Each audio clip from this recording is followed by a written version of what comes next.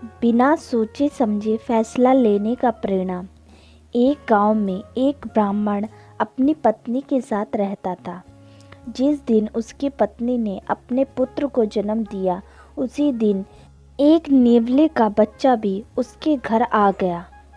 ब्राह्मण की पत्नी को नेवले का यह छोटा सा बच्चा बहुत पसंद आया और उसने इस नेवले के बच्चे को अपने घर रख लिया और अपने बच्चे की तरह ही उस नेवले के बच्चे को पालने लगी।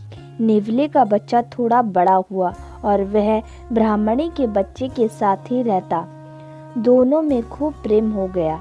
ब्राह्मणी यह देखकर बहुत खुश होती थी, लेकिन कहीं ना कहीं उसे यह शक भी रहता था कि नेवला है तो एक पशु ही, कहीं यह मेरे बच्चे को नुकसान ना पहुंचा दे।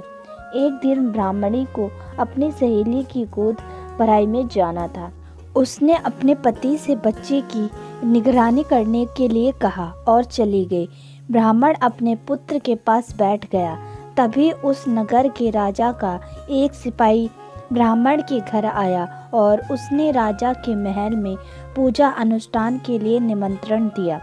यह सुन ब्राह्मण दुविधा में पड़ गया। उसने सोचा, अगर जाता हूँ तो पुत्र की निगरानी कौन करेगा, और यदि नहीं जाता हूँ तो राजा किसी और ब्राह्मण को बुला लेंगे और राजा के यहाँ से जो दान दक्षिणा मिलेगी वो मारी जाएगी। आखिरकार उसने फैसला किया कि बच्चे का भार नेवले पर डालकर राजा के महल चला जाऊंगा। ब्राह्मण के जाने के बाद ना जाने कहां से एक काला सांप ब्राह्मण के घर आ गया और अपनापन उठाए बच्चे की तरफ देखने लगा। पास बैठे नेवले ने उस सांप को देख लिया।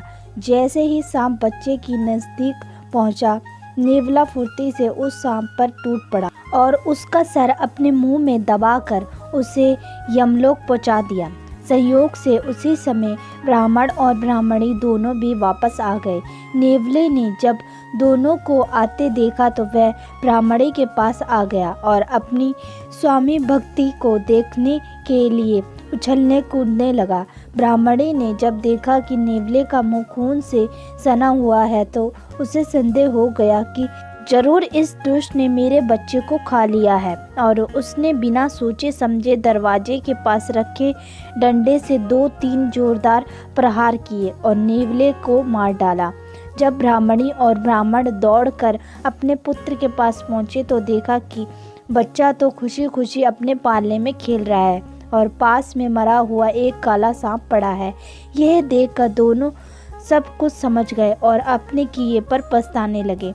दोस्तों, आपको हमारी कहानी कैसी लगी प्लीज़ कमेंट करके ज़रूर बताएं और आपका बहुत बहुत धन्यवाद हमारी पूरी कहानी सुनने के लिए। फिर मिलते हैं आपको नई कहानी के साथ, तब तक के लिए राधे राधे।